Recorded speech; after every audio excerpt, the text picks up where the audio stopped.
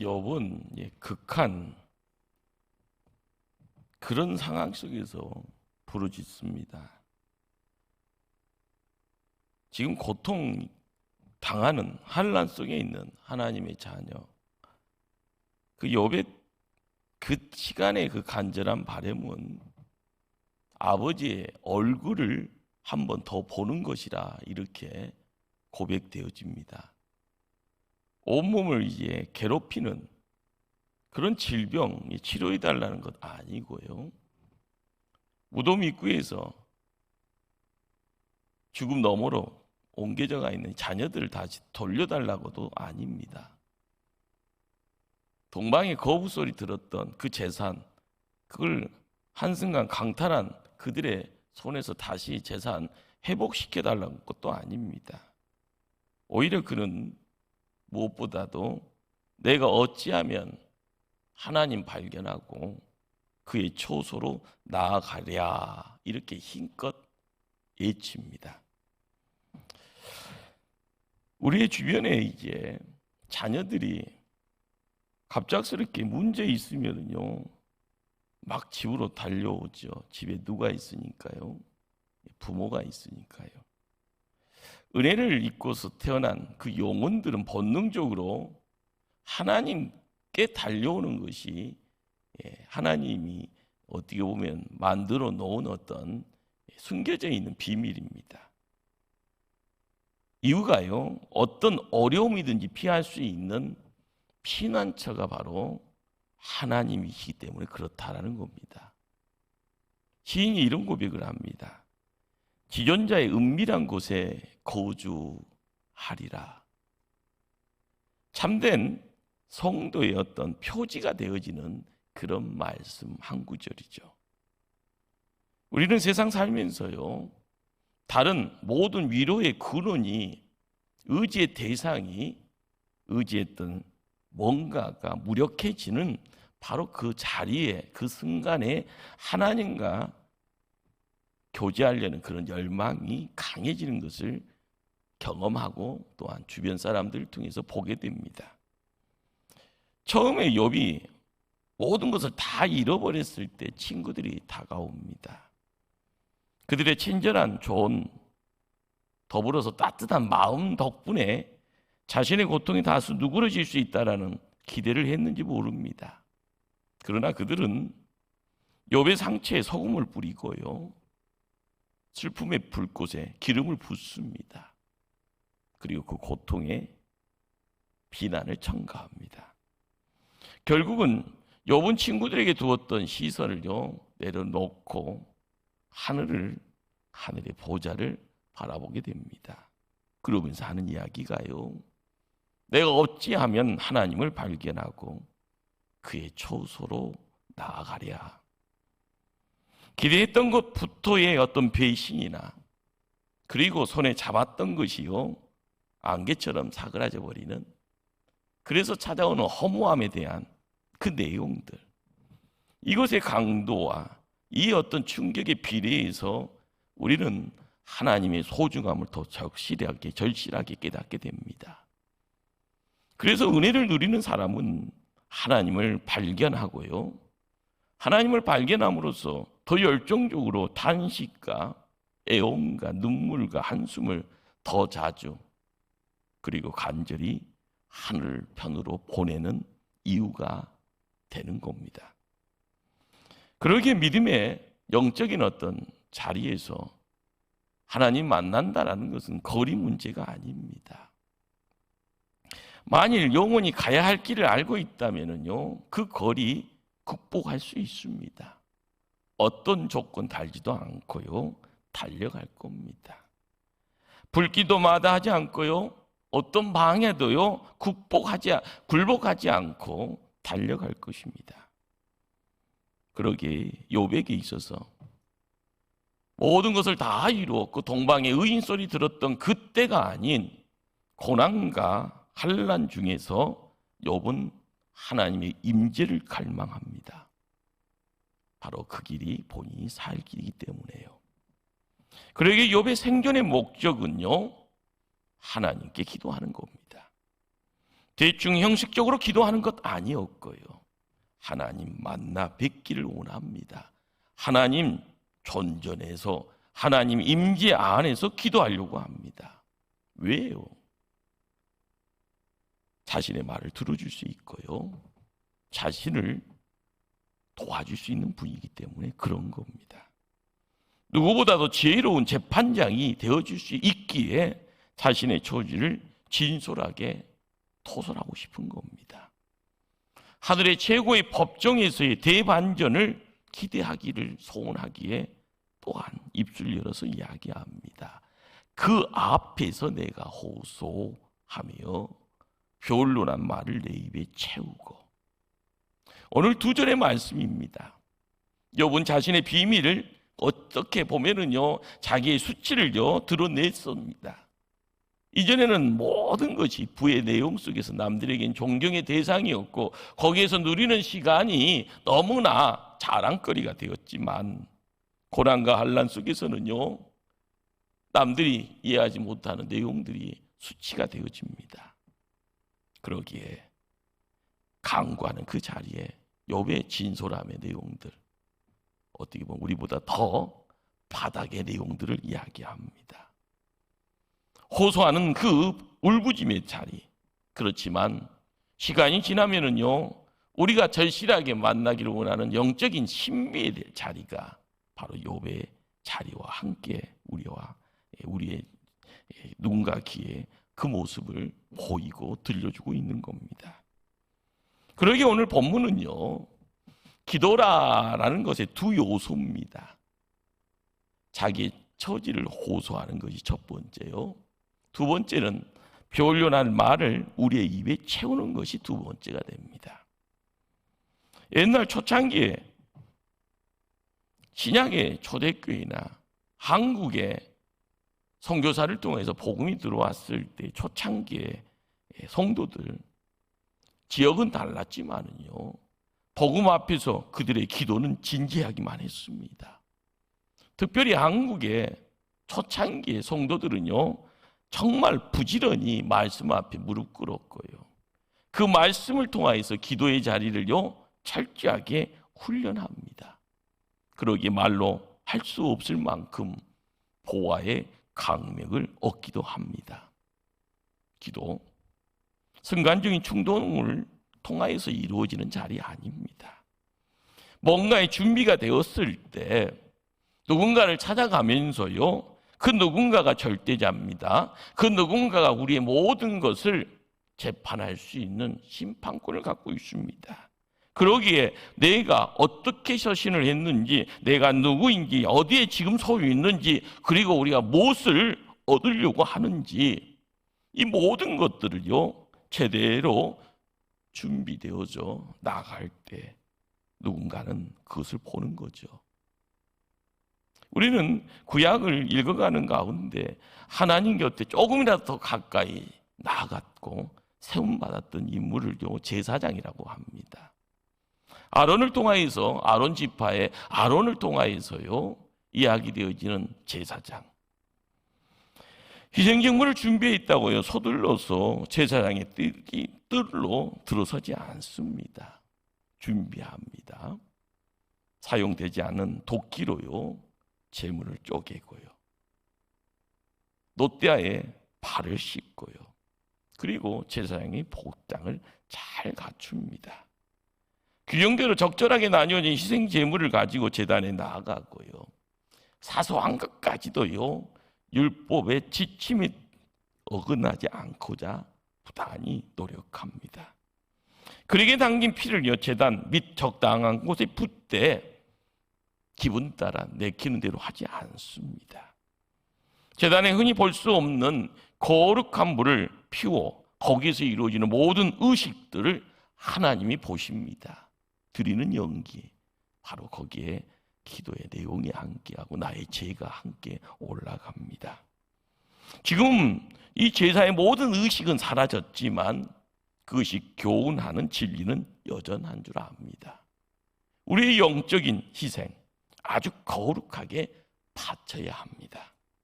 거룩한 두려움, 경외감 가지고 주님 만나고자 기다려야 되고요. 기다림의 자리에 인내가 필요하고요. 기다림을 통하여 세상이 바뀌어지는 복됨을 소유해야 합니다. 우리는 아브라함을요, 믿음의 조상으로 이야기되어지는 이유가 궁금합니다. 이유가 뭘까요? 창세기 22장에 하나님이 그 이유에 대한 부분을요, 먼저 말씀 가운데 아브라함에게 속삭입니다. 모리아산에 아들 이삭을 번제로 바치라라는 명령이었습니다. 하룻밤 고민의 자리는 있었지만 그 다음 새벽 일찍 일어납니다. 그렇죠. 누가 강요하는 것이 아닌 자발적인 겁니다. 사흘길을 종과 아들과 그리고 뭔가를 준비해서 발걸음 옮깁니다. 거기에는 열심히 있었습니다. 종들을요, 산 밑에 또한 거기서 기다리게 합니다. 어떻게 보면은요, 아브라함의 은밀함이 함께 어울립니다. 나무와 불을 가져갑니다. 예배에 있어서의 철저한 준비성이죠. 산의 정상에 올라서 제단을 쌓고 나무를 올려놓습니다. 그리고 아들 이삭을 묶고 또한 나무 위에 올려놓고 아브라함은 칼을 들고 아브라함을 죽이려고 합니다. 아브라함 이삭을 죽이려고 합니다. 여기서 우리는 뭘 보게 됩니까? 하나님 앞에 서 있는 아브라함의 헌신적인 예배에 드려지는 정성, 그 정성이 무엇인지를 보게 됩니다. 하나님의 임재 자리로 들어가는 아브라함의 걸음에서 무엇이 보입니까? 아브라함을 붙잡고 있는 하나님의 손길이 느껴집니까? 아들 이삭의 목에 칼을 대는 것, 이것은 어떻게 보면은요, 살인처럼 보여지는 극단적인 폐륜의 모습처럼 보이지만 그것은요, 아브라함의 모든 것을 포기하는 겁니다. 내가 죽는 겁니다. 아들을 죽이는 것이 아니라 자신이 죽는 겁니다. 엄청난 결단입니다. 거기에서 하나님의 응답의 음성이 들려옵니다. 내가 이제야 네가 하나님을 경외하는 줄을 아노라. 우리는 믿음의 조상의 자리를 찾아가는 아브라함, 갈대아 우르에서 하란에서 그리고 가나안에 들어와서 이리저리 행보하는 아브라함의 발걸음 통하여서 시작은 미약하지만 창대케 되어지는 그 자리에서 창대함의 내용을 누구를 통하여서 허락받는가? 아브라함을 통하여서요. 아브라함이 이루는 것이 아니라 하나님이 허락하신다라는 사실입니다. 여호와의 일에, 그렇죠, 하나님이 준비하셨다라는 겁니다. 준비하시는 하나님을 경험하는 아브라함. 이 시대의 성도인 우리도 매일매일 삶 속에서 하나님의 임재에 함께해야 될 줄 압니다. 임재 가운데 나아가려고 할 때마다 우리가 사는 이 땅이 지뢰밭처럼 보이고요, 항상 위기의 연속처럼요, 긴장하지 아니하면 넘어지고, 긴장하지 아니하면 위협당하고, 긴장하지 아니하면 환난 속에서 내팽개쳐져 버린 그런 어떤 극단적인 상황이라 할지언정 우리의 삶은 은혜의 삶으로 바뀔 줄 압니다. 그 다음에 깨닫게 되어지는 것은 내가 하나님께 요구할 권리가 없다라는 겁니다. 이제는 무조건 달라는 겁니다. 부족해도 달라고, 어려워도 달라고요, 힘들어도 달라고요, 눈에 보이는 족족 다 내 품에 안겨 있어서 내가 주인 되어지는 그런 어떤 경험치, 그걸 가지고 기도의 제목 삼았습니다. 그러나 어느 시간이 지나면은요, 내가 하나님 앞에 요구할 권리도 없다. 단지 은혜의 선물 위에는 다른 것 요구할 수도 없음을 깨닫게 되는 겁니다. 그때야 비로소 우리는 은혜 안에서 보여지는 세상, 주님의 십자가의 상처가 왜 그 상처가 나와 관계가 있는지를요, 주님이 십자가에서 보혈을 흘렸다라는 그 피의 한 방울 한 방울이요, 우리의 심령 속에서 인생의 미래의 내 자손들의 인생길까지 책임지지는 하나님의 눈물, 사랑의 눈물이라는 것을, 그러기에 단지 주님 한 분만을 소망할 수밖에 알고 그분을 소유함으로 감사하는 입술로 우리가 바뀌어지는 겁니다. 영적 체험이라는 건 신비의 자리로 우리를 옮겨가는 겁니다. 그러나 지금 힘들잖아요. 지금의 우리가 뭔가에서요 묶여져 있어서요 믿음의 비상을 하기 위해서 날개짓을 힘껏 하고 싶지만 할 수 없는 상황입니까? 그러나 우리가 깨달아야 될 것, 그 깨달아야 될 내용은요 바로 기도는 오직 하나님께서 허락하시는 복의 자리라는 겁니다. 기도할 수 있다라는 것이 복이고요. 기도하기를 힘써 하면서 기도하는 것도 더더욱 복이고요. 기도할 수 없는 상황 속에서도 기도를 포기하지 않는 것도 복이라는 것을 깨닫게 되었을 때 우리는 영적 근력이 강해지는 겁니다. 세상의 헬스장에서요 내 육신 만들어가는, 그러나 하나님은요 하루 세 끼를 먹고 나서요 배부름의 내용 가지고 세상에 누릴 거 다 누리라. 거기서 복의 안성이 이루어지지 않습니다. 영적 근력을 통하여서요 하나님의 일을 감당할 수 있는 그 일이라라는 것이 십자가 지고 골고다 언덕 오르시는 주님 뒤를 따르라 하면은요 내가 따르겠나이다. 내가 여기 있어서 따르겠나이다. 힘이 없어서 갈 수 없는 인생이 아니라 넉넉한 힘을 통하여 넉넉하게 이길 수 있다 하면은요 하나님의 일꾼이라 할 수 있을 겁니다. 옛날 우리의 믿음의 선진들, 믿음의 선배들은요 기도를 통해서요 변론하는 데 익숙했습니다. 무슨 말인가 하면은요 우리가 자비의 문에 도착했을 때 강력한 변론이라는 것은 문을 열기 위해서 두드리는 소리가 됩니다. 변론이라는 것은요 어떻게 보면 하나님 미워요 이것이 아닙니다. 우리가 하나님 백성이요라는 것을 이야기할 수 있는 표징이 됩니다. 하나님은 이사야 선지자에게도요 뭘 이야기를 하는가 하면요 너희는 확실한 증거를 보이라 라고 이야기를 합니다. 무슨 이유일까요? 강력한 이유를 제시하라고 요청을 합니다. 그것은 우리가 은혜의 소중함을 느끼고 있다라는 것, 그렇게 살아간다는 것, 지금은 고난과 환난 속에 있을지언정 은혜를 알고 간다라는 것, 거기에서 하나님과의 관계가 멀리가 아니라 가까이 있음을 소리치라는 겁니다. 우리는 단지 기도를요, 그렇죠, 기도원에서 잘못된 기도를 습득을 하시게 될 경우는 날랄랄랄랄 방언 기도가 기도의 시작이고 끝이라고 생각을 합니다. 아닙니다. 예언 기도요. 예언 기도는 조금 고차원적인 기도인 것 같아서, 그러나 예언 기도 잘못하면 무당됩니다. 우리가 알아야 될 것은요, 하나님과 함께하는 기도입니다. 하나님의 실제를 알아가는 기도, 하나님의 마음을 담아갈 수 있는 기도, 하나님의 손에 지시하는 바를 정확하게 찾아가는 기도. 하나님의 사람이, 하나님의 일꾼이, 하나님의 사명을 받는 자가 이루어낼 수 있는 자리에 기도가 있는 겁니다. 기도는요, 일방통행 아닙니다. 기도는 하나님과의 쌍방통행입니다. 그러기에 기도의 자리에서 항상 느껴야 될 것이 뭘까요? 응답이 없으면 끝이다. 아니죠. 응답과 상관없이 그 자체가 축복입니다.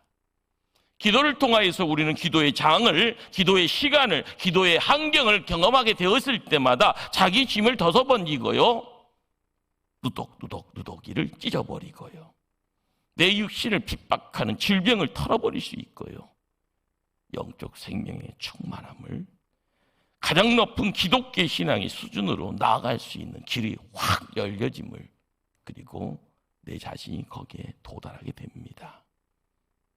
하나님은 기도를 통해서요, 자신에게 변론하는 거룩한 입술로 우리를 연단하십니다. 그리고 그런 입술이 되어지면 강력한 일꾼으로 삶의 내용들을 바꿔나가게 됩니다. 아브라함 이야기를 이제 계속 하는데요. 창세기 18장에 아브라함이 소돔성의 멸망의 자리에 덜커덩 세움 받습니다.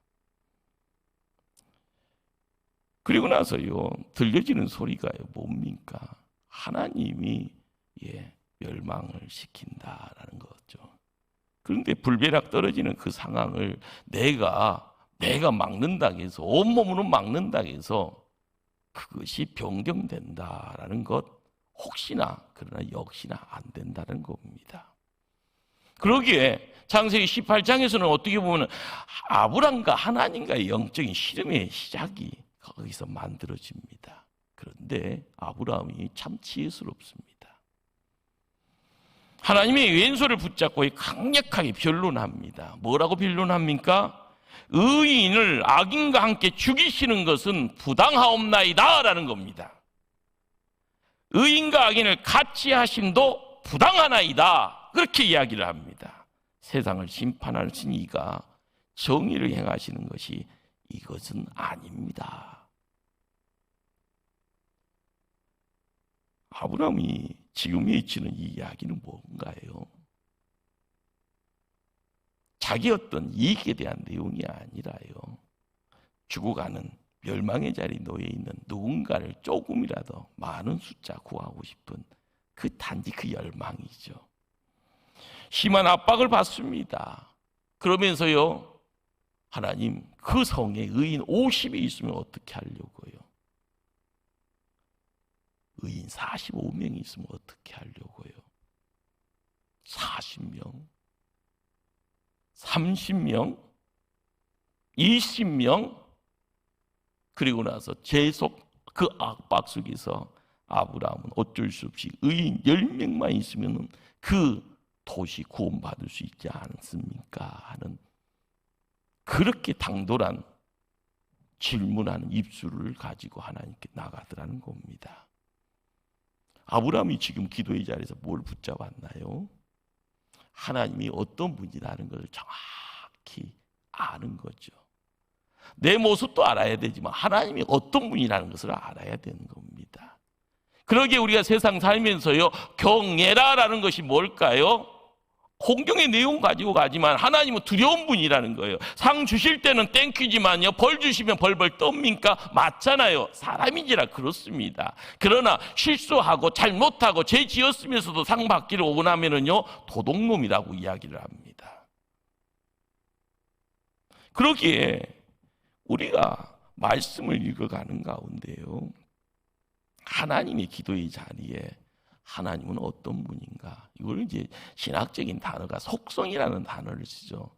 신학교에서 교리 조직신학 이제 그런 어떤 학문 속에서 이런 부분들을 하나님의 속성이라는 단어 가지고 거기에 하나님의 공의가 어떻더라, 자비가 어떻더라, 신실함이 어떻더라, 오래 참음, 그리고 하나님의 사랑, 이런 내용들이 하나님의 하나의 단면, 이걸 속성이라는 거죠. 하나님의 사랑, 하나님의 공의를 이야기를 하면서요, 하나님 안 됩니다.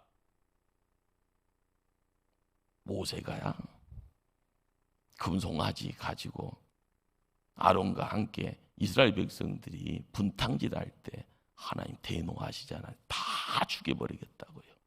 하나님의 선민, 백성들, 택한 백성들까지 다 죽이겠다고 이야기를 합니다. 우리가 알아야 될 내용이 뭐예요? 하나님은요, 어쩔 때는요, 참 무자비합니다. 그 무자비함의 자리에서 어쩔 때는요, 사랑하시니까 다 용서하시겠지. 성경 어디에 하나님 반쪽만 알고 갔다가 뒤통수 맞고 나서 하나님 비호요 이 소리 하는 것은요, 그 성경 안에 하나님이 어떤 분이라는 것을 모르는 우매한 자의 모습, 불평일 수밖에 없습니다. 그러기에 천국문을 열 수 있는 놀라운 도구는요, 하나님 편에 있는 겁니다.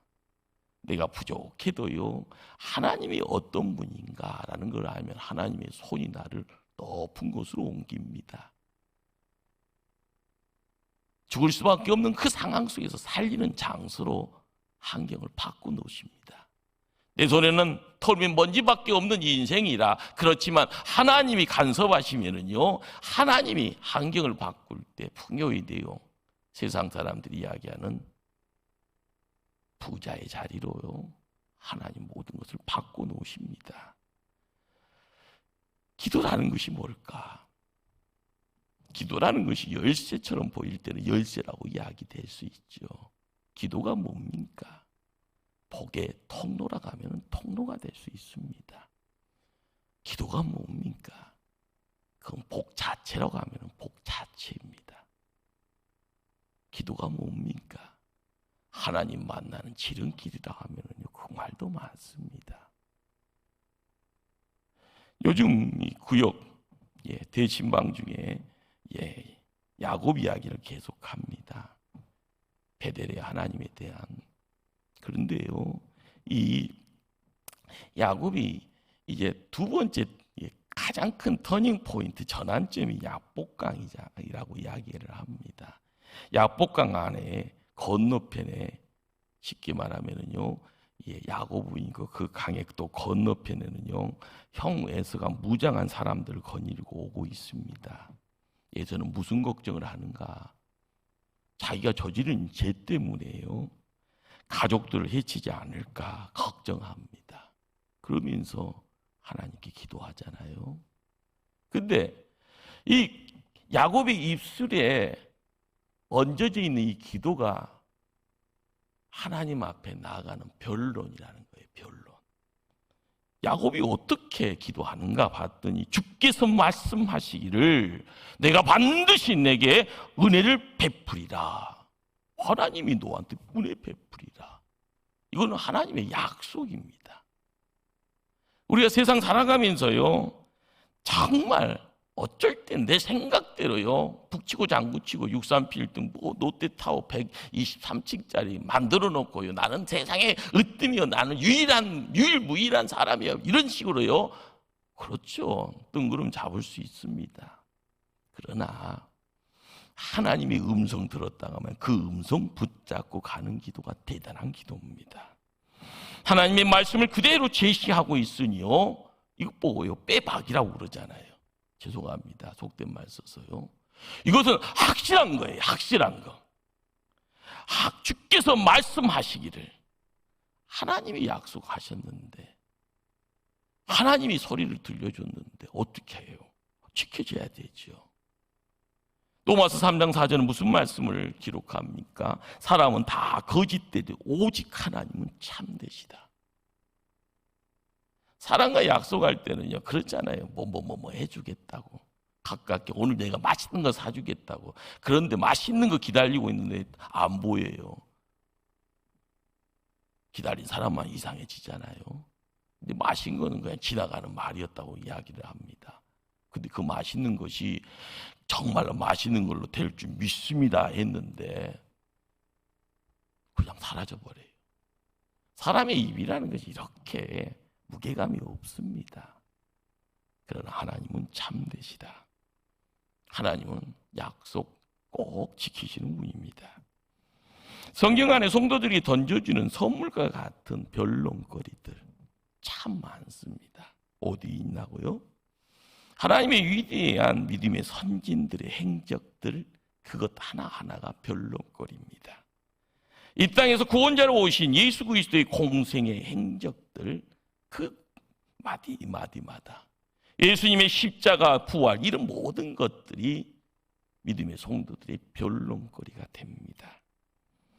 만일 성령이 우리의 소원을 강구하는 방법과 변론을 우리의 입술에 채우는 방법을 가르쳐 주시고, 또한 그 기능을, 그 방법을 내가 얻게 되어지면 지금 우리의 입은 찬양이 가득하게 채워집니다. 기도하면서 변론으로 입을 채운 사람은요, 시간 얼마 지나지 아니하면은요, 기도에 대한 응답으로 우리에게는요, 축복으로 환경이 바뀌어질 겁니다. 우리의 입을 지금 복으로 가득 채우고 있습니까? 아니면 불평으로 채우고 있습니까? 성경은 말씀합니다. 여호와를 기뻐하라. 그가 내 마음의 소원을 내게 이루어 주시리로다. 시편 37편 4절 말씀이 되고요. 내 입을 크게 열라. 내가 채우리라. 시편 81편 10절의 말씀이 됩니다.